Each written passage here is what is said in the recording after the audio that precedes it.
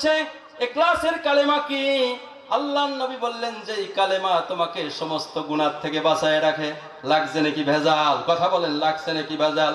তার মানে অনেকেই তো কালিমা পড়ে, আবার মুনাফিকি করে, কিন্তু রসুল তো বলছে সেই ইখলাসের কালিমা পড়ো, যেই কালেমার কারণে সমস্ত গুনাহ থেকে তুমি বাইসা থাকতে পারো।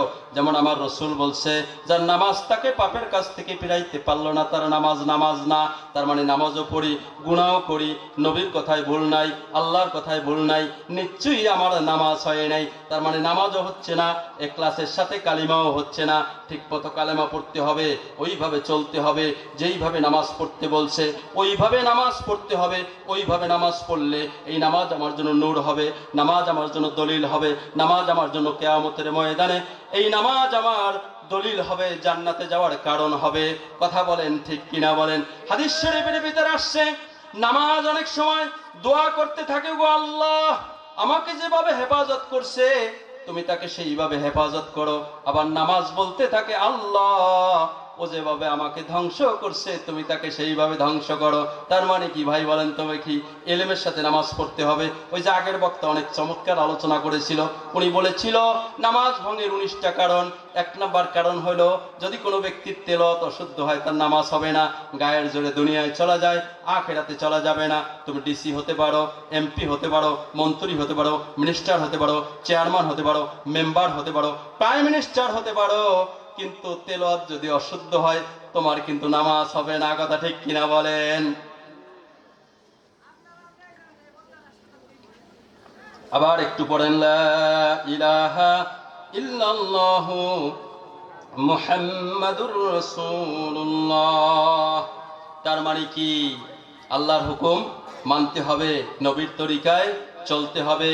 লা ইলাহা ইল্লাল্লাহ দেখানো যায় না, মুহাম্মাদুর রাসূলুল্লাহ লুকানো যায় না। খুব মনোযোগ দেন, এবার হবে আসল পয়েন্টে আলোচনা। লা ইলাহা ইল্লাল্লাহ দেখানো যায় না, মুহাম্মাদুর রাসূলুল্লাহ লুকানো যায় না। তার মানে একটা পুরুষের জন্য দায়মি সুন্নাত হলো 10টা। কর্জা বলেন, সবাই আওয়াজ করে বলেন কয়টা? 1 নম্বরে মাথায় সবসময়ের জন্য টুপি রাখা। 2 নাম্বার চুল 3 নিয়মের 1 নিয়মে কাটা। 3 নাম্বার মেসওয়াক করা, গোপ খাটো করা, দাড়ি লম্বা করা, মাঝখানে একটা মাসলা বলতে হবে। মোষ বড় রাখা মুশরিকদের তরিকা। জোরে বলেন কার তরিকা? জোরে বলেন কার তরিকা? মুশরিকদের তরিকা মোষ বড় রাখা। ঠিক কিনা বলেন? আমার নবী বলছে গোপ খাটো করো, দাড়িকে ছেড়ে দাও। তার মানে 5টা সুন্নাত পাইলাম মাথার উপরে। ঠিক কিনা বলেন? এরপর বলেন নেস পোশাক, অর্থাৎ ঢিলে ডালা পোশাক পরিধান করা, হাতে পায়ে নখ কাটা, গুপ্ত অঙ্গের লোম পরিষ্কার করা, ডিলা ব্যবহার করা, কুলুপ ব্যবহার করা। কয়টা বললাম? 10টা। ভালো করে বোঝেন, এই 10টার নাম কি? দাইমি সুন্নাত। দুঃখের বিষয় হলো ক্লিন শেভ করে প্রত্যেক দিন, কিন্তু গোসল করতে নামলে দেখা যায় ভূগোল এক মুষ্টি। কথা বলেন ঠিক কিনা বলেন? অথচ হাদিসের ভিতর আসছে 1 সপ্তাহের ভিতর পরিষ্কার করতে হবে, না হয় 15 দিনের ভিতর পরিষ্কার করতে হবে, তা না হয় যদি 40 দিনের ভিতর যদি বাউন্ডারি পার করো তাহলে কিন্তু তিলকা হুদুদ আল্লাহ, মানে বাউন্ডারি পার হয়ে গেল, কবিরা গুনাহ হবে, ইবাদত বন্দেগী কবুল হবে না। দুঃখের বিষয় হলো ক্লিন শেভ করে প্রত্যেক দিন। কথা ঠিক কিনা বলেন? কিন্তু এইটার পরিষ্কার করার খবর নাই। আমার ওইটা বলার উদ্দেশ্য না, আমার ভুল বলার উদ্দেশ্য হলো এই দাইমি সুন্নাতের ভিতরে যদি কোনো ব্যক্তি 3টা সুন্নাত নিয়মিত পালন করতে পারে। কয়টা বলেন? 3টা। বলেন, আবার বলেন কয়টা? 3টা। 1 নাম্বার মাথায় সব সময় টুপি রাখা। 2 নাম্বার লম্বা দাড়ি রাখা। বলেন তো কি দাড়ি? সবাই বলেন আওয়াজ করে, কি দাড়ি? লম্বা দাড়ি রাখা। এরকম একটা লম্বা ঢিলে ডালা পোশাক পরিধান করা। আমি বরিশালের মানুষ, আমরা দেখছি ক্ষেত কৃষি লাগাইলে ওর ভিতর ফসল হয়, ফসলের ভিতর থেকে দেখবেন আবার ছাগল ঢুকে নষ্ট করে, ছাগল যেন না ঢুকতে পারে এই জন্য দেখবেন তার গলার ভিতর একটা 3 কোণা কাঠ ঢুকায় দেয়। কথা ঠিক কিনা বলেন? যখনই বেড়ার ফাঁক দিকে ঢুকতে চায় সাথে সাথে প্যা করে ছাগলটা বাইজা পড়ে। কথা ঠিক কিনা বলেন? আমার নবীর মতন বিজ্ঞানী, সায়েন্টিস্ট, আমার নবীর মতন দার্শনিক, আমার নবীর মতো মহামানব পৃথিবীতে আর আসে নাই। আমার নবী আপনার চেচনিয়া, বসনিয়া, আফগানিস্তান, ফিলিস্তিন, কাশ্মীর, ভারত, চীন, Japan, France, Germany, Netherland, Ireland, Switzerland, Azerbaijan, Turkistan, Turkistan, তাসখান, খমারা, আমেরিকা, ইউরোপ, লন্ডনে আমার নবীর বিশ্ব মনীষীদের যেখানে দি 100 নামে একটা বই লেখা হয়েছে, ডক্টর এইচ.এম. হার্ট যে বইটার লেখক, সেই বইয়ের ভিতরে বিশ্ব নবীর নাম 1 নম্বরে লিখেছে। আমেরিকার মতো জায়গায়, ইংল্যান্ডের মতো জায়গায়, লন্ডনের মতো জায়গায় মনীষীদের চার্ট যেখানে আছে, সেই মনীষীদের চার্টের ভিতরে 1 নম্বরে আমার নবীর নাম লিখেছে। বলেন সুবহানাল্লাহ। আমার নবীর মতো সায়েন্টিস্ট কেউ হতে পারে না। আমার নবী বলেছে, যদি কেউ এই সুন্নাতের উপর আমল করে, নিয়মিত মাথায় টুপি দেয়, লম্বা দাড়ি রাখে, নিজ পোশাক পরিধান করে, যদিও সুন্নাত, কিন্তু ইমানের হেফাজত হয়ে যাবে, ইমানের বেড়া হয়ে যাবে, ইমানই বেড়া হয়ে যাবে, আঘাত করতে পারবে না, ইমানের উপর আঘাত করতে পারবে না। কথা ঠিক কিনা বলেন? এই যে কয়েকদিন আগে 31 গেল, ভ্যালেন্টাইন ডে, এপ্রিল ফুল যারা পালন করে, আমি নিশ্চিত করে বলতে পারি কোন জামাত ইসলামের ছেলে করে না, কোন চরমনের মুরিদের ছেলে করে না। কথা ঠিক কিনা বলো? কোন তবলিগরা করে না, ঠিক কিনা বলো? সোনার ছেলে নামে বোতল খোরা করে, ঠিক কিনা বলো? ঠিক কিনা বলো? তার মানে কি? নামে সোনার ছেলে, আসলে বোতল খোর। কিন্তু যেই সমস্ত মানুষরা নবীর সুন্নাতের উপরে চলে, আল্লাহর হুকুম মানে, নবীর সুন্নাতের উপরে চলে, তাদের সন্তানরা কোনদিনই তার বাবা মাকে বৃদ্ধাশ্রমে দেয় না। কথা সত্য কিনা বলো? ভাইয়েরা আমার, এখানে একটা কথা বেরিয়ে আসছে, 3টা নাম নিয়ে ফেলছি আমি, হয়তোবা মনের অজান্তেও হতে পারে। একটা হলো জামাত ইসলাম নাম নিয়ে ফেলছি, একটা চরমোনাই নাম নিয়ে ফেলছি, একটা তবলিগ জামাত নাম নিয়ে ফেলছি।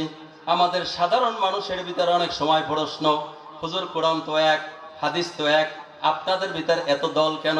এই কথাটা আজকে ক্লিয়ার করে যান। আসলে যে প্রতিষ্ঠানগুলির নাম নিয়েছি, এইগুলি এক একটা প্রতিষ্ঠান, ঠিক কিনা বলেন? আরো প্রতিষ্ঠান আছে, চরমোনাই আছে, ডালকানগর আছে, হাটহাজারি আছে, নানপুর আছে, আছে কিনা বলেন? এগুলি হক প্রতিষ্ঠান, ঠিক কিনা বলেন? সমস্ত প্রতিষ্ঠানগুলির কাজ কি আমি বুঝাইতেছি, বাবা ভালো করে বোঝেন। হাসপাতাল যদি তামাম বাংলাদেশে একটা হইতো, চিকিৎসা নিতে কষ্ট হইতো কিনা? ভার্সিটি যদি একটা হইতো, ছাত্রদের চিকিৎসা নিতে কষ্ট, শিক্ষা নিতে কষ্ট হইতো কিনা? অনেকগুলি ভার্সিটি হওয়া সত্ত্বেও সব ভার্সিটির কাজ হলো ছেলে মেয়েদেরকে সুশিক্ষিত বানায়া বাসায় পাঠিয়ে দেওয়া, ঠিক কিনা বলেন? অনেক হাসপাতাল হওয়ার কারণে সমস্ত হাসপাতালগুলির কাজ হলো মানুষকে সুস্থ চিকিৎসা দিয়া, সেবা দিয়া, সুস্থ করে বাসায় পাঠিয়ে দেওয়া, ঠিক কিনা বলেন? চরমনে একটা হাসপাতাল, জামাত ইসলাম একটা হাসপাতাল, তবলিগ একটা হাসপাতাল, এটা একটা হাসপাতাল, গায়রে এটা একটা হাসপাতাল। তবে তবলিগ করবেন ওলামায়ে কেরামের নেতৃত্বে, এটা দিলের ভিতরে বসায় নেবেন ইনশাআল্লাহ। এরপরে বলতেছিলাম ভাই, তার মানে হলো চরমনায় আল্লাহর সাথে পরিচয় করার কথা, ঠিক কিনা বলেন? ওই ছাত্র শিবিরের ছেলেটাকে আল্লাহর সাথে সম্পর্ক করার কথা, ঠিক কিনা বলেন? কিন্তু দুর্ভাগ্য হলো আজ আমাদের সমাজে এই সমস্ত ছাত্রদের ব্যাপারে রক কাটা বলে, জঙ্গিবাদ বলে, অথচ তারা নামাজ পড়ে, রোজা রাখে, হজ করে, কোনো মেয়েকে উত্তপ্ত করে না, প্রমাণ নাই। কোনো ভার্সিটিতে কোনো মেয়েকে উত্তপ্ত করে না। কিন্তু যারা সোনার ছেলের দাবি করে, 100 দর্শন করে সেঞ্চুরি করেছে, কথা ঠিক কিনা বলেন? আর একটা কথা বলতে হয়, অবশ্যই রাজনীতির কথা বলবো না, তবে একটা কথা বলে নিতে হয়। আমি টাচ দিয়ে যাব সব বিষয়, বিবেচনা আপনাদের কাছে বিবেচনা রেখে গেলাম আপনাদের কাছে। কারণ বন্ধুর কারণে মানুষ জান্নাতি হবে, বন্ধুর কারণে মানুষ জাহান্নামী হবে, দল করে মানুষ জান্নাতি হবে, দল করে মানুষ জান্নাতি হবে। এবার আমি ক্লিয়ার করতেছি, ব্যবসা করে মদের, ব্যবসা করে সিনেমা হলের, ব্যবসা করে ইউটিউবের, ব্যবসা করে গুগলের, ব্যবসা করে অশ্লীল জিনিসের, এই ব্যবসা তোকে জাহান্নামে নিয়ে যাবে, কথা ঠিক কিনা বলেন? ব্যবসা করে তসবির, ব্যবসা করে আতরের, ব্যবসা করে টুপির, মনের অজান্তেও আতরের ঘেরান পায়, কথা ঠিক কিনা বলেন? মনের অজান্তেও কিতাব পড়ে, কথা ঠিক কিনা বলেন? মনের অজান্তেও তসবিহ পড়ে, কথা ঠিক কিনা বলেন? আল্লাহর নবী বলেন, আল মারউ আলা দ্বীনি খলিলিহি ফালিয়ানজুর আহাদুকুম মান ইউখালিল। তোমার বন্ধুত্ব হবে 3 শ্রেণীর লোকের সাথে। এক, যার সাথে চললে আল্লাহ স্মরণ হয়। দ্বিতীয়, যার আমল দেখলে আখিরাত স্মরণ হয়। যার সাথে চললে কোরআন হাদিসের জ্ঞান বাড়ে। কিন্তু আমি যদি বোতল খারের সাথে চলি, আমি নিজেও বোতল খোর হব, কথা ঠিক কিনা বলেন? আমি যদি চরমনার মুজাহিদের সাথে চলি, আমি জিকিরওয়ালা হব, নামাজি হব, ঠিক কিনা বলেন? আমি যদি তবলিগওয়ালার সাথে চলি, আমিও পাগড়িওয়ালা হব, টুপিওয়ালা হব, দাড়িওয়ালা হব, কথা ঠিক কিনা বলেন? তার মানে আমার বন্ধুর কারণে আমার জান্নাত হয়ে যাবে, আবার বন্ধুর কারণে কিন্তু জাহান্নামী হয়ে যাবে, কথা ঠিক কিনা বলেন? রাজনীতির কথা কেন বলি আমরা, একটু ভালো করে বুঝেন। আমার এই বয়ান অনুরোধ রাখতেও পারে নাও রাখতে পারে, চরমনের পীর সাহেবের বয়ান অনুরোধ রাখতেও পারে নাও রাখতে পারে, আজকের প্রধান বক্তার বয়ান অনুরোধ ঠিক কিনা বলেন, মিজানুর রহমান আজাহারির বয়ান অনুরোধ ঠিক কিনা বলেন, জোবাই সাহেবের বয়ান অনুরোধ ঠিক কিনা বলেন, খতিব সাহেবের বয়ান অনুরোধ ঠিক কিনা বলেন। কিন্তু পার্লামেন্টে যদি আল্লাহ বলা যায়, কালকের থেকেই যদি চালু করে দেয়, পর্দা কায়েম করতে হবে, সুদ উঠাই দিতে হবে, ঘুষ উঠাই দিতে হবে, মদের বার তুলে দিতে হবে। আর্মি স্টেডিয়ামে দেয়া সাংস্কৃতিক অনুষ্ঠানের নামে ভারত থেকে বেপর্দা মহিলা আনবা আর উলঙ্গ ড্যান্স দেওয়া, বা এটা কোনো মমিন ক্ষমতায় থাকলে হবে না, হবে না। কথা ঠিক কিনা বলেন? চিৎকার দিয়ে বলেন কথা ঠিক কিনা বলেন? এই যুবক তোমরা বলো, কথা সত্য কিনা বলো, কথা সত্য কিনা বলো? মুনাফিকদের স্লোগান, মুনাফিকদের স্লোগান। রাজনীতি এক জিনিস, ধর্ম আর এক জিনিস। মুনাফিকদের স্লোগান, মুনাফিকরা জানে ইমানদার যদি ক্ষমতায় যায়, ইনিল হুকমু ইল্লা লিল্লাহ, আল্লাহর জমিনে সৃষ্টি যার, আইন চলবে তার। মানুষ যখন যাকাত দিবে, মানুষ যখন শান্তি পাবে, মুনাফিকদেরকে চিরতরে ভুলে যাবে। তাই মুনাফিকদের স্লোগান, রাজনীতি এক জিনিস, ধর্ম আর এক জিনিস। কখনো না, রাজনীতির সাথে ধর্মের বড় সম্পর্ক রয়েছে। চিৎকার দিয়ে বলো, কথা ঠিক কিনা বলো? আমার কলিজার টুকরা দেলোয়ার হোসেন সাইদি সাহেব যখন জাতীয় সংসদের উপনেতা ছিল, স্পিকারকে রেসপেক্ট করার জন্য, সম্মান করার জন্য একটা গেট বানাইছিল, মাথাটা নিচু করতে হবে। সাইদি সাহেব বলল যে না, কোনো মানুষকে কোনো মানুষ মাথা নত করতে পারবে না। আল্লাহর সৃষ্টি, সৃষ্টির সেরা মাখলুক একমাত্র আল্লাহর কুদরতি পায়ে সেজদা দিবে, আল্লাহর সামনে মাথা নত করবে, কোন মানুষের সামনে মাথা নত করতে পারবে না। কথা ঠিক কিনা বলেন? সাইদি সাহেব যখন বক্তব্য দিল, স্পিকার তাকে বলল বক্তব্য দিলে হবে না, লিখিত দরখাস্ত করতে হবে। দরখাস্ত করলো, প্রসেসিং মতো আগাইলো, আল্লাহর ফজলে গেটটা বাইঙ্গা সোজা করে দিল। পার্লামেন্টের মেম্বাররা সব ঢোকে মাথা উঁচু করে আল্লাহু আকবার। মতিউর রহমান নিজামী শিল্পমন্ত্রী ছিল, কৃষি মন্ত্রী ছিল, আলী হাসান মুজাহিদ সাহেব সমাজ কল্যাণ মন্ত্রী ছিল, কামরুজ্জামান চৌধুরী কোটি কোটি টাকা সিডরের সময় মানুষের মাঝে গরিবের দ্বার কোঠায় পৌঁছায় দিয়েছে। বলেন সুবহানাল্লাহ। মতিউর রহমান নিজামী বাংলাদেশের ইতিহাসে একটা ঘটনা তিনি ঘটায় গেছে। মন্ত্রণালয়ে যত টাকা পাস হয়েছিল, সমস্ত মন্ত্রীরা টাকা পাস হয়ে যা, তার চেয়ে কাজ করে কম, খায় বেশি। কথা ঠিক কিনা বলেন? কিন্তু মতিউর রহমান নিজামী কাজ করার পরে বাকি টাকা আবার পার্লামেন্টে জমা দিয়েছে। বলেন সুবহানাল্লাহ। মানুষকে দেখায় গেছে আল্লাহ ওয়ালারা যদি পার্লামেন্ট চালায়, আমাদের এই বাংলাদেশ সত্যিকারের সোনার দেশ হবে। কথা ঠিক কিনা বলো? ভাইরা আমার, আমি বলতেছিলাম লা ইলাহা ইল্লাল্লাহ মুহাম্মাদুর রাসূলুল্লাহ। একটু আওয়াজ করে কালিমাটা পড়েন সবাই, লা ইলাহা ইল্লাল্লাহু মুহাম্মাদুর রাসূলুল্লাহ। এবার আবার শোনেন, লা ইলাহা ইল্লাল্লাহ দেখানো যায় না, মুহাম্মাদুর রাসূলুল্লাহ লুকানো যায় না। তার মানে কি? তার মানে তুমি আল্লাহকে বিশ্বাস করছো, অবশ্যই তুমি এবার নবীর সুন্নাতের উপর চলতে হবে। আল্লাহর নবী বলেন, মান আহাব্বা সুন্নতি ফাকাদ আহাব্বানি ওয়া মান আহাব্বানি কানা মাই ফিল জান্নাহ। যে আমার সুন্নাতকে মহব্বত করলো, সে জানে আমাকেই মহব্বত করলো, আর যে আমাকে মহব্বত করলো, সে আমার সাথেই জান্নাতের ভিতরে থাকবে। বলেন সুবহানাল্লাহ। এবার একটু ভালো করে একটু উদাহরণ বুঝবেন সুন্নাতের গুরুত্বটা কি। যারা সুন্নাতকে অবজ্ঞা করবে, ওদের ভাগ্যে নামাজ জোটে না, ওদের ছেলে আলেম হয় না, ওদের ছেলে জালেম হয়। কথা ঠিক কিনা বলেন? যত ড্যাক সেট বাজাবে, নেকেট ড্যান্স দেবে, যেই মাগুলি ইমানদার হয় ওর সন্তান ইমানদার হয়, যে মাগুলি খারাপ হয় ওর সন্তানগুলি নাস্তিক হয়। কথা ঠিক কিনা বলেন? কথা চিৎকার বলেন, কথা ঠিক কিনা বলেন? যার বাবা দেখবেন নামাজ পড়ে, রোজা রাখে, দাড়ি রাখে, টুপি পরে, জুব্বা গায়ে দেয়, ওর সন্তান কোনোদিন মদ খায় না, চান্দাবাজি করে না, ধান্দাবাজি করে না। কথা ঠিক কিনা বলেন? ও বন্ধু, তুমি ভালো করে বোঝো, আমি আপনার প্রিয় বন্ধু। আমি অসুস্থ, হাসপাতালে গেলেন আমার জন্য, কিছু ফল নিয়ে গেলেন। আপনি জানেন আমার কাছে কলা পছন্দ, খুব মন দিয়ে শুনবেন। একটা কলার নাম আছে বাংলা কলা, কেউ বলে দুধ কলা, বরিশালে বলে কাঁঠালি কলা। কলাটা যখন পাইকা যায়, ছোলাটা যখন কালো হয়ে যায়, অর্থাৎ মইজা যায়, দুধ দিয়ে খাইতে খুব মিষ্টি লাগে। কিন্তু প্রশ্ন হচ্ছে, আমি বক্তা সাহেব আপনাদের প্রিয় কারো কাছে প্রিয় হয়ে গেলাম, আমি অসুস্থ, আমাকে দেখতে যাবেন, ফল ফ্রুটস কিনলেন, এবার চিন্তা করলেন,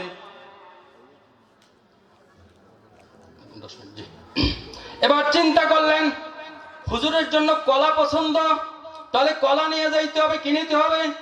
এবার কলার দোকানদারের কাছে গেলেন, যায় দেখলেন ওই বাংলা কলা একটু কাঁচা কাঁচা, আর একটু হলুদ বর্ণ কিন্তু কষ, আর একটা ছোলা কালো হয়ে গেছে। ভালো করে মন দিয়ে শুনবেন। এবার আপনি বললেন আল্লাহু আকবার, যে আমি এরকমের কি করব, টাইম এসে গেছে তো, জড়ায় গেছে। যাক আলহামদুলিল্লাহ, আল্লাহ যা চাইছে ইনশাআল্লাহ সব কথাগুলো প্রয়োজনীয় কিনা বলেন তো। বলতেছিলাম, এবার কলাওয়ালা বলতেছে, ভাই দেখো কলার ছোলা কালো হলে কাজের কি ভিতরে অনেক ভালো। আপনি বললেন না, আমার প্রিয় হুজুরের জন্য নেব, আমি বাহিরেও ভালো চাই, ভিতরেও ভালো চাই। কথা ঠিক কিনা বলেন। কলা কিনতে গেলে আপনি বললেন বাহিরেও ভালো চাই, ভিতরেও ভালো চাই, কিন্তু কিছু কিছু মুনাফিক দেখবেন নবীর তরিকায় চলে না, দাড়ি রাখে না, টুপি পরে না, জুব্বা পরে না, মেসওয়াক রাখে না, আবার ফ্রান্স কাঠিন দাড়ি রাখলে কাজ হবে না, ও কিন্তু ফ্রান্স কাঠিন দাড়ি সিগারেট খাবে। কথা ঠিক কিনা বলেন। আল্লাহর কসম কাউকে উদ্দেশ্য করে বলি না, ছোট ছোট দাড়ি রাখবে যারা, ওরাও দেখবেন যাত্রায় যায়, ওরাও দেখবেন সিনেমায় যায়, ওরাও দেখবেন মিথ্যা বলে, সুদের সাথে সম্পৃক্ত, ঘুষের সাথে সম্পৃক্ত, বাতিল দলের সাথে সম্পৃক্ত। কিন্তু আল্লাহর কসম করে বলে যায়, যারা পরিপূর্ণ সুন্নাত তরিকায় দাঁড়িয়ে রাখবে তারা দেখবেন এই বাটপাড়ির ভিতরে নাই। কথা ঠিক কিনা বলেন।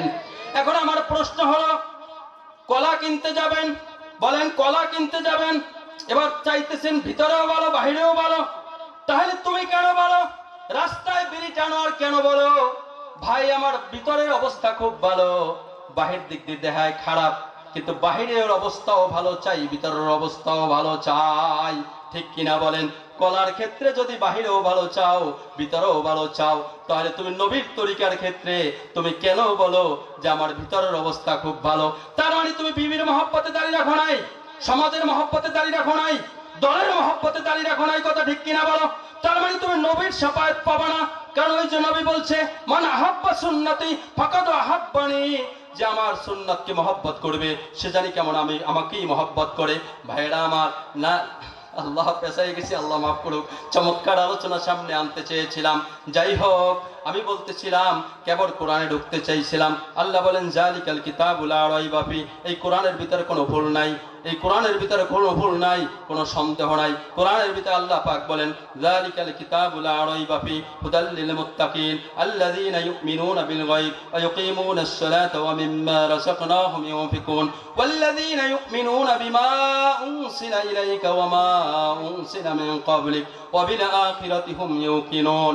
এখানে 5-6টা কথা আল্লাহ পাক বলছে। আল্লাহ পাক বলেন মুত্তাকিদের হেদায়েতের জন্য আমি কোরআন নাজিল করেছি, এরপর মুত্তাকিদের জন্য আমি 6টা কাজ নির্ধারণ করেছি।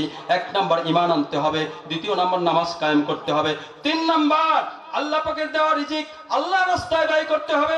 এইজন্য আল্লাহ বলেন লিল্লাহি মা ফিস সামাওয়াতি ওয়াল আরদ, আসমান এবং জমিনের ভিতরে যা কিছু আছে সবকিছু মালিকানা আমি আল্লাহর।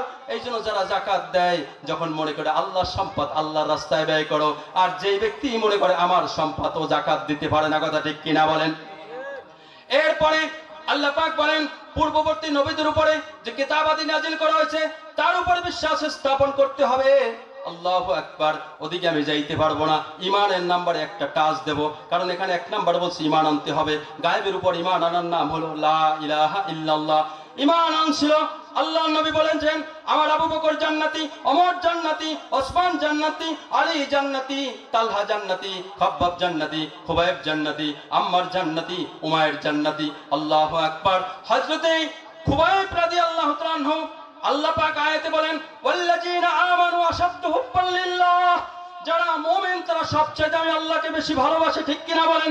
হযরত খুবাইব রাদিয়াল্লাহু তাআলা আনহু যখন রাসূলুল্লাহ সাল্লাল্লাহু আলাইহি সাল্লাম মদিনায় চলে গেল, খুবাইবকে মক্কায় যখন আটকায় ফেললো, একটা ঘরের ভিতরে আটকায় রাখলো, 8-10 দিন যাবত হযরত খুবাইবকে কোনো খানা দানা দিচ্ছে না। ওই ঘরের ভিতরে একজন মহিলার নাম ছিল জায়নব রাদিয়াল্লাহু তাআলা আনহা। ওই জায়নব রাদিয়াল্লাহু তাআলা আনহা চিন্তা করলো, কিরে খুবাইব যদিও মুসলমান, খুবাইবকে 8-10 দিন ধরে খাবার দেওয়া হচ্ছে না, কিভাবে আমার খুবাইব বেঁচে আছে? যখন জান্নাত থেকে তাকাইলো তখন দেখে আল্লাহ পাক রব্বুল আলামিন খুবাইবের চোখের সামনে, মুখের সামনে জান্নাতের আঙ্গুরের থোক তার সামনে ধরছে, আর ওখান থেকে সে তৃপ্তি সহকারে খাইতেছে। বলেন সুবহানাল্লাহ। এরপর খুবাইবকে যখন শহীদ করার জন্য নিয়ে যাচ্ছিল, খ্রিস্টানরা, ইহুদি, নাসারারা আনন্দ করতে করতে যাইতেছিল। আজকে একজন মুসলমানকে আমরা হত্যা করব, কারণ কি? ঈমান আনছে, অপরাধের কারণে মঞ্চ তৈরি করলো, এরকম একটা কাঠ দিয়ে মঞ্চ তৈরি করলো। খুবাইবকে ওখানে নিয়ে যাওয়া হলো। খুবাইবকে নিয়ে যাওয়ার পরে জিজ্ঞাসা করলো, ও খুবাইব, শেষ তোমার কোনো ইচ্ছা আছে কিনা? হযরত খুবাইব বলল, আমার শেষ একটা ইচ্ছা আছে। ইচ্ছাটা হলো এই যে আমি 2 রাকাত নামাজ পড়তে চাই। অনুমতি দিল। খুবাইব নামাজ পড়লো, সংক্ষিপ্ত করলো। কাফেরদের ভিতরে একজন জিজ্ঞাসা করলো, ও খুবাইব, নামাজ কেন সংক্ষিপ্ত করলা? খুবাইব রাদিয়াল্লাহু তাআলা আনহু বলল, তোমাদের যেন এই ধারণা না হয় যে আমার মৃত্যুর ভয়ে আমি নামাজ দীর্ঘ করতেছি, এই জন্য সংক্ষিপ্ত করে দিলাম। হযরত খুবাইব রাদিয়াল্লাহু তাআলা আনহুকে এরপরে মঞ্চের উপরে উঠালো। আল্লাহ তারাও ঈমানদার, আমরাও ঈমানদার। হযরত খুবাইবকে মঞ্চে উঠাইয়া ডান হাতে, বাম হাতে এবং 2 পায়ে যখন পেড়াক শুরু করে দিল, মুরব্বার মতো যখন তার বুকটাকে কেচে ফেললো, এ সময় হযরত খুবাইবকে একটা প্রস্তাব করলো, ও খুবাইব, বলো, তোমার জায়গায় যদি একটা প্রস্তাব তোমাকে করি, তুমি মুহাম্মদ সাল্লাল্লাহু আলাইহি সাল্লামকে একটা গালি দাও, তোমাকে আমরা মাফ করে দেব। হযরত খুবাইব বলল, কোশ্চিন কালেও হতে পারে না। হযরত খুবাইবকে এভাবে যখন শহীদ করে দিল, আল্লাহু আকবার। খুবাইব রাদিয়াল্লাহু তাআলা আনহু মাথাটা নিচের দিকে তাকায় রইল। তাকে প্রশ্ন করা হলো, ও খুবাইব, মাথা কেন নিচের দিকে তাকায় রইলা? হযরত খুবাইব বলেন, মুমিনের কাছে মৃত্যু হলো হাদিয়া, মৃত্যুর পরেই আল্লাহর সাথে সাক্ষাৎ হবে, নবীর সাথে সাক্ষাৎ হবে, আল্লাহর জান্নাতে চলে যাব। অমত অবস্থায় হযরত খুবাইবকে শহীদ করে দিল। আম্মার ইবনে ইয়াসার রাদিয়াল্লাহু তাআলা আনহু ঈমান আনার অপরাধে 2 পায়ে রশি লাগায়া আবু জাহেল ঘোড়া 2 দিকে হাঁকায় দিল, 2 টুকরা হয়ে গেল। হযরত সুমাইয়া রাদিয়াল্লাহু তাআলা আনহা নামের একজন মহিলা ঈমান আনার অপরাধে লজ্জাস্থানের ভিতরে খুঁচায় খুঁচায় আবু জাহেল বর্ষার দ্বারা খুঁচায় খুঁচায় শহীদ করে দিল। হযরত বিলালকে পাথরের উপরে, হযরত বিলালকে উত্তপ্ত বালুর উপরে শোয়ায় রাখা হতো, এটা আমরা সবাই শুনি। উমাইয়া ইবনে খালদ ছিল তার মনে। হযরত বিলালকে একবার জিহ্বাটা টাইনা, জিহ্বাটা বলায়া জিহ্বার মাঝখানে গজালো হাওয়া বসায় দিয়েছে। তারপরও রক্ত মাখা জিহ্বা নিয়া আমার বিলাল যখন আল্লাহ নামের জিকির করতেছিল, তার মনি উমাইয়া ইবনে খালদ বলতেছিল, ও বিলাল, জিহ্বার মাঝখানে গজা হাওয়া বসায় দিলাম, এখন ওদিকে আল্লাহ নামের জিকির করো। কি মজা পাইতেছো? হযরত বিলাল বলতেছে, ওই বাইতুল্লাহর মালিকের কসম, এতদিন পর্যন্ত পরীক্ষিত আল্লাহ নামের জিকির করে মজা পাই নাই। আজকে যখন জিহ্বার মাঝখানে গজা লোহা বসায় দিছো, রক্ত মাখা জিহ্বা নিয়া আল্লাহ নামের জিকির করা, প্রকৃত আল্লাহ নামের জিকিরের স্বাদ আমার জিহ্বায় লেগে গেছে। বলুন সুবহানাল্লাহ। উহুদের যুদ্ধে একজন সাহাবী আবু তালহা রাদিয়াল্লাহু তাআলা আনহু নবীকে ডিফেন্সের ভূমিকায় দাঁড়াইয়া 82টা তীর ধারণ করেছিল। আল্লাহু আকবার। একজন সাহাবী ঈমান আনার অপরাধে মাথায় করাত বাজায় 2 টুকরা করে ফেলেছিল। একজন সাহাবীকে বুক পর্যন্ত গাইড়া রাখা লোহা দিয়া সিলনি বানায়া শরীরের গোশত কাইকা নামায় ফেলছিল, তারপরে ঈমান ছাড়ে নাই। যার কারণে তো আমার নবী ঘোষণা দিয়েছে, আমার আবু বকর জান্নাতি, ওমর জান্নাতি, আলী জান্নাতি, তালহা জান্নাতি, জুবায়ের জান্নাতি, খাব্বাব জান্নাতি, খুবাইব জান্নাতি। আল্লাহু আকবার। আর একজন নবীর প্রেমের ভালোবাসার কথা আজকের আলোচনা করে শেষ করতেছি। নবীকে ওই যে ওমান আহাব্বানি, নবীকে কি করে মহব্বত করতে হয়, নবীর মহব্বত দেখায় গেছে। একজন সাহাবীর নাম ছিল, আল্লাহু আকবার, আবু সালামা রাদিয়াল্লাহু তাআলা আনহু। তার স্ত্রীর নাম ছিল উম্মে সালামা। আবু সালামা, উম্মে সালামা, স্বামী স্ত্রীর ভিতরে এই পরিমাণ সম্পর্ক ছিল। আল্লাহ। একদিন উম্মে সালামা আর আবু সালামা কথা বলতেছে। উম্মে সালামা বলতেছে, ওগো আল্লাহ, ওগো আল্লাহর নবীর সাহাবী, আমার প্রাণের স্বামী, আমি যদি দুনিয়ার থেকে চলে যাই, তুমি আর দ্বিতীয়বার কোনো স্বামী গ্রহণ করবা না। আমি কিয়ামতের ময়দানে তোমাকে স্বামী হিসাবে আল্লাহর দরবারে পরিচয় দিতে চাই। আর উম্মে সালামা এরপরে বলল আবু সালামাকে বলল, তুমিও কোনোদিন বিবাহ করবা না। আবু সালামা তৈরি হয়ে গেল, কিন্তু আবু সালামা উম্মে সালামাকে বলল, শোনো, আমি দোয়া করতেছি, আল্লাহ যেন আমার মৃত্যুর পরে আমার চাইতে তোমার জন্য একটা উত্তম স্বামীর ব্যবস্থা করে দেয়। ইতিমধ্যে নবী হিজরত করে মদিনায় চলে গেল। আল্লাহু আকবার বলেন, চিৎকার দিয়ে বলেন আল্লাহু আকবার। নবী আমার মদিনায় চলে গেল। নবীর মহব্বতে আবু সালামা তিনিও নবীর মদিনায় চলে যাবে। বিবি বাচ্চা নিয়ে যখন রওনা হলো, প্রতিমধ্যে আবু সালামার গোত্রের লোকেরা আইসা বাচ্চাটাকে নিয়ে গেল। তুমি যাইতে পারো, এই বাচ্চা পরবর্তীতে বড় হবে, আমাদের বংশের লোক হবে, তাকে আমরা ছাড়তে পারি না। বাচ্চাকে একদিকে নিয়ে গেল। উম্মে সালামার লোকেরা আইসা বলল, তুমি চলে যাও, আমাদের মেয়েকে দিব না। উম্মে সালামা চলে গেল একদিকে, বাচ্চা চলে গেল একদিকে। আবু সালামা নবীর দরবারে চলে গেল। নবীর দরবারে গিয়া আবু সালামা ঘটনা যখন বর্ণনা দিতেছিল, ইয়া রাসূলুল্লাহ, পথের ভিতরে বিবি হারায় আসছি, বাচ্চা হারায় আসছি, সম্পদ হারায় আসছি। কিন্তু নবীর এই কথা শোনার পরে নবী যখন ঝরঝর করে কাঁদতেছিল, নবীর সাহাবী আবু সালামা হাসতেছিল। বলে, কেন হাসতেছ? বলে, ইয়া রাসূলুল্লাহ, আমার বিবি হারাইছি, বাচ্চা হারাইছি, সম্পদ হারাইছি, আমার কোনো দুঃখ নাই, আপনার চেহারা দেখছি, আমার সমস্ত দুঃখ কষ্ট দূর হয়ে গেছে। বলেন সুবহানাল্লাহ। এদিকে বিবি কান্না করতে করতে কঙ্কালের মতো হয়ে গেছে। ওদিকে বাচ্চা কান্না করতে করতে কঙ্কালের মতো হয়ে গেছে। কিছুদিন পরে উম্মে সালামার লোকেরা চিন্তা করলো, আহারে, মহিলাকে কেন আমরা কষ্ট দিই, তার স্বামীর কাছে পাঠিয়ে দিই, তাদের ফয়সালা হলো স্বামীর কাছে পাঠিয়ে দিবে। ওদিকে আবু সালামার লোকেরা চিন্তা করলো, বাচ্চাটা না খায় কঙ্কাল হয়ে গেছে, মায়ের কাছে পাঠিয়ে দিই। এরপরে মহিলা তার বাচ্চাকে পাইল। বাচ্চাকে পাবার পরে একজন তার চাচাতো ভাই ছিল উসমান রাদিয়াল্লাহু তাআলা আনহু, অত্যন্ত শরীফ ভদ্র। ঘটনা অনেক লম্বা, বিস্তারিত বলতে পারবো না যেহেতু সময় নাই। আল্লাহু আকবার। স্বামী এবার যখন স্ত্রী, ওই অর্থাৎ উম্মে সালেমা, তার বাচ্চাকে পেয়ে গেল, এবার চিন্তা করলো, আমি আমার স্বামীর কাছে যাব। তিনজনই রওনা দিল। কত যে আনন্দ! যারা হজ করছে তারা ব্যতীত কেউ জানে না। মদিনার নাম ছিল ইয়াসরিব। যখন আমার নবী মদিনায় গেল, তখন মদিনার নাম হলো সোনার মদিনা। এই জন্য মক্কা থেকে যারা মদিনায় যখন রওনা দেয়, প্রত্যেকটা মানুষ গুনগুন করে কাঁদতে থাকে আর চোখের পানি পড়তে থাকে। উম্মে সালামা তার বাচ্চাকে নিয়ে রওনা দিল, আহারে স্বামীর কাছে যাবে। মদিনার কাছাকাছি যাবার পরে একজন সাহাবী ঘোষণা দিতেছে, আহারে এলান করতেছে, আবু সালামার জানাজা হবে, আবু সালামার জানাজা হবে। উম্মে সালামা কিরে কান খাড়া হয়ে গেল, কোন আবু সালামা? ওই সাহাবীর কাছে যাই জিজ্ঞাসা করে, কোন আবু সালামা? বলতেছে, আপনি চিনবেন না, মক্কা থেকে এক ব্যক্তি চলে আসছিল, বিবিকে হারায় আসছিল। আল্লাহু আকবার। সম্পদ হারায় আসছিল, সন্তানকে হারায় আসছিল। স্ত্রী তখন কিছু আবেগের কথা বলতেছে, ওরে এটা তো হতেই পারে না, তুমি মনে হয় মান অভিমান করেছো, তুমি হয়তো মান অভিমান করেছো, কিন্তু তুমি তো জানো আমার গোত্রের লোকেরা আমাকে নিয়ে গেছে, আমি নিরুপায় ছিলাম, অসহায় ছিলাম। এই উম্মে সালামা একটা ঘটনা ঘটাইতো। একটা বছর ধরে যেখান থেকে আবু সালামা মদিনায় চলে গেছে, বিবি একদিকে চলে গেছে, বাচ্চা আর একদিকে চলে গেছে, স্বামী আর একদিকে চলে গেছে, আকাশের দিকে মাথা উঁচু করে করে বলতো, গো আল্লাহ, আমি এত কিছু জানি না, বুঝি না, আমি শুধু এতটুকু জানি যেখান থেকে আমার স্বামী হারাইছি, সুতরাং কিয়ামতের ময়দানে এই জমিন জানি সাক্ষী দেয়।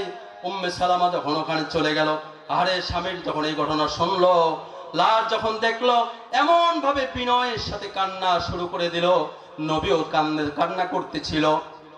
আল্লাহু আকবার।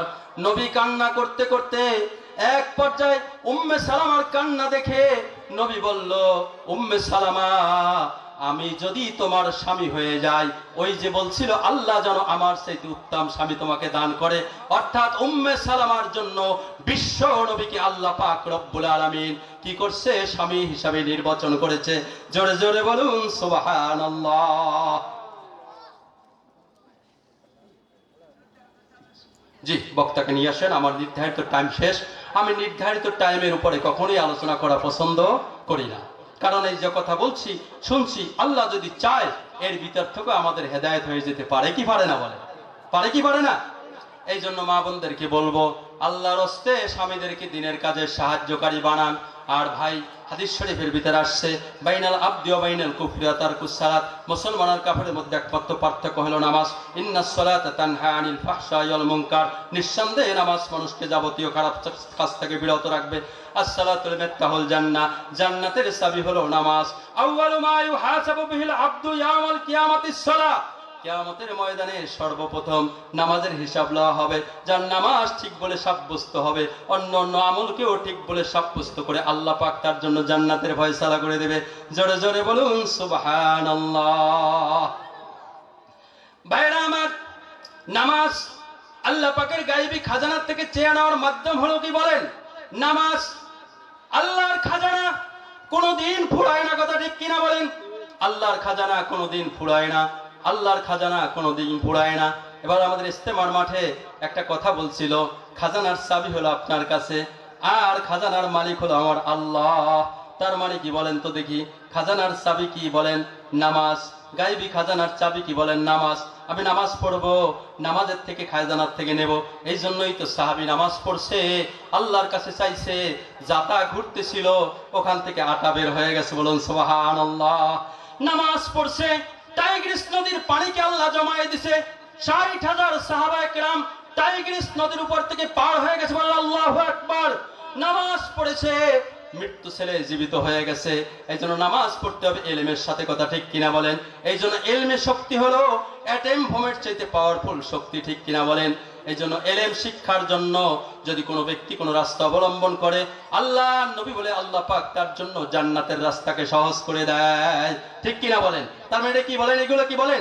ইলমের মজমা। এগুলো কি বলেন? ইলমের মজমা। এখান থেকে এলেম অর্জন করব, আর এটাকে আমরা আমলে রূপান্তরিত করবো তো ইনশাআল্লাহ। কিন্তু ভাই, একটা কথা মনে রাখবেন, বক্তা আসার আগ মুহূর্তে যতটুকু কথা, সেটা হলো এটা আমার বাড়তি কথা। যেহেতু একটা সুযোগ পেয়েছি, দুনিয়া কিন্তু পরীক্ষার হল, হাত পা চক্ষু কর্ণ কলমের মতন। কোরআন এবং হাদিস হলো প্রশ্নপত্র, হায়াতের বাংলা অর্থ হলো সময়। সময় ফুরায় গেলে যেমন ছাত্র আর লিখতে পারে না, হায়াত ফুরায় গেলে আর মালিকের ইবাদত বন্দেগী করা যায় না। পরীক্ষার হলে স্বাধীনতা না থাকলে কিন্তু পরীক্ষা হয় না, অর্থাৎ ভুলও লেখা যাবে, সঠিকও লেখা যাবে। আল্লাহ বলেন লা ইকরাহা ফিদ্দিন, ধর্মের ব্যাপারে বল প্রয়োগ করা যাবে না, যার যেটা ভালো লাগবে সে সেটা করবে। ব্রেন বুদ্ধি মগজের বিচার হবে হাসরে। আর এক আয়াতে আল্লাহ তাআলা বলেন লাস্তা আলাইহিম বিমুসাইতির, হে নবী আমি আপনাকে দারোগা করে পাঠাই নাই, পিটায়ে মানুষকে হেদায়েত করার দরকার নাই। আলেমদের কাজ হলো কোরআন এবং হাদিসকে ওপেন করবে, যার খুশি অর্জন করবে, যার খুশি বর্জন করবে। এই সূরার আয়াতের শেষের দিকে বলেন নবী জানায় দেবেন আপনি ধরবো আমি আল্লাহ। কে ধরবে? ইন্না বাদশা রাব্বিকা লাশাদীদ, আল্লাহর ধরা বড় শক্ত ধরা। ফেরাউনকে ধরছে কিনা বলেন? নমরুদকে ধরছে কিনা বলেন? হামানকে ধরছে কিনা বলেন? কারুনকে ধরছেন কিনা বলেন? কথা বলেন না কেন, ঠিক কিনা বলেন? জগতের নব্য ফেরাউনকেও ধরছে কিনা বলেন? চিৎকার দিয়ে বলেন ধরছে কিনা বলেন? আল্লাহর ক্ষমতা কিন্তু একটুও কমে নাই। কমছে নাকি? একটুও কমে নাই। ওই যে আপনি আমি সুবহানাল্লাহ বলি, মানে আল্লাহর পবিত্রতা। আপনি বললেও পবিত্র, না বললেও পবিত্র। আমি আল্লাহু আকবার বললেও আল্লাহ সর্বময় ক্ষমতার অধিকারী, না বললেও আমার আল্লাহ সর্বময় ক্ষমতার অধিকারী। কথা ঠিক কিনা বলেন? তো বলতেছিলাম, পরীক্ষার হলে স্বাধীনতা থাকে, অর্থাৎ ও আম্মা জান, বোরকা পড়লেও পড়তে পারো, নাও পড়তে পারো। ও যুবক, নামাজ পড়তেও পারো, নাও পড়তে পারো। দাড়ি রাখতেও পারো, নাও রাখতে পারো। সুদ খাইতেও পারো, সুদ ছাড়তেও পারো, ধরতেও পারো, ঠিক কিনা বলো? কিন্তু এমন একটা সময় আসবে তোমার কিন্তু কোনো কাজে আসবে না। ওই যে সূরা আল হাক্কার ভিতর আছে, ওয়া আম্মা মান উতিয়া কিতাবাহু বিশিমালিহি ফায়াকুলু ইয়া লাইতানি লাম উতা কিতাবিয়া ওয়া লাম আদরি মা হিসাবিয়া ইয়া লাইতাহা কানাতিল কাদিয়া মা আগনা আন্নি মালিয়া হালাকা আন্নি সুলতানিয়া খুযুহু ফাগুল্লু সুম্মাল জাহিমা সাল্লু। সেই দিন কিন্তু আমলনামা বাম হাতে আসবে, বুকটাকে ছিদ্র করবে, পিঠের ভিতর থেকে বের করবে, আমলনামা দিবে, আমলনামা পড়বে। মালি হাজাল কিতাব, কি আশ্চর্যজনক কিতাব, লা ইউগাদিরু সগীরাতাও ওয়ালা কাবীরাতান ইল্লা আহসাহা। আয় সর্বনাশ, আমার ছোট গুনাহ, বড় গুনাহ, গোপন গুনাহ, প্রকাশ্যে গুনাহ, সমস্ত গুনাহ এখানে উঠে গেছে। নারায়ে তাকবীর, নারায়ে তাকবীর। প্রধান বক্তার আগমন, মতিউর রহমান সাহেবের আগমন, রূপসাবাসীর পক্ষ থেকে নারায়ে তাকবীর। 2 মিনিটের ভিতরে আলোচনা শেষ করতেছি, এটা ফিনিশিং দিয়া। আল্লাহ পাক বলেন, আল্লাহ পাক বলেন ওয়া আম্মা মান উতিয়া কিতাবাহু বিশিমালিহি, فيقول يا ليتني لم أوت كتابيه ولم أدر ما حسابيه يا ليتها كانت القاضية ما أغنى عني ماليه هلك عني سلطانيه খুযুহু ফাগুল্লুহ সুম্মাল জাহিমা সাল্লুহ। আল্লাহ পাক বলেন কিয়ামতের ময়দানে মানুষ যখন আমলনামা পাবে আফসোস করবে আর বলবে হায় আফসোস, যদি আজকে আমার আমলনামা প্রকাশ না হইতো। এরপর বলবে হারে আমি যদি হিসাবের সম্মুখীন না হইতাম। এরপরে আবার আফসোস করে বলবে আহারে মৃত্যুই যদি আমার জীবনের শেষ হইতো। ও ভাই, মৃত্যু কিন্তু আপনার আমার জীবনের শেষ না, বরঞ্চ মৃত্যু হলো পরকালের ঘাটির জীবনের শুরু, ঠিক কিনা বলেন? এরপরে বলবে হালাকা আন্নি মালিয়া, আহারে দুনিয়াতে আমার টাকা ছিল, সব জায়গায় সুদ ঘুষ দিয়ে আমি পার পেয়ে যাইতাম, আজ আমার কাছে টাকাও নাই। এরপর বলবে হালাকা আন্নি সুলতানিয়া, আহারে দুনিয়াতে আমার রাজত্ব ছিলাম, যা মন চাইছে তাই করেছি, আজকে আমার কাছে রাজত্ব নাই। এই আফসোসগুলি যখন করবে এরপর বলবে আল্লাহ পাক বলবে খুযুহু ফাগুল্লুহ, ধর ধর রেখে ধর, বেরি পড়া। যেমন মামুনুল হকরে বাড়ি পড়াইছিল, সাইদি সাহেবকে বাড়ি পড়াইছিল, খালেদ সাইফুল আইবকে বাড়ি পড়াইছিল, হাতে পায়ে বাড়ি পড়া। জাহান্নাম থেকে শিকল নিয়ে আয়, জাহান্নামের শিকল হবে 70 হাত লম্বা, আর সেই 70 হাত হবে ফেরেশতাদের শিকল। ফেরেশতা কত বড় লম্বা? বলে জমিন থেকে আসমান বরাবর লম্বা। এরকম 70 হাত ফেরেশতার শিকল আসবে, আসার পরে মলদার থেকে বের করবে, নাকের ছিদ্র থেকে বের করবে, এরপরে পেশায় পেশায় বান্ধা তারপর জাহান্নামে ফেলাবে। কথা ঠিক কিনা বলো? আল্লাহ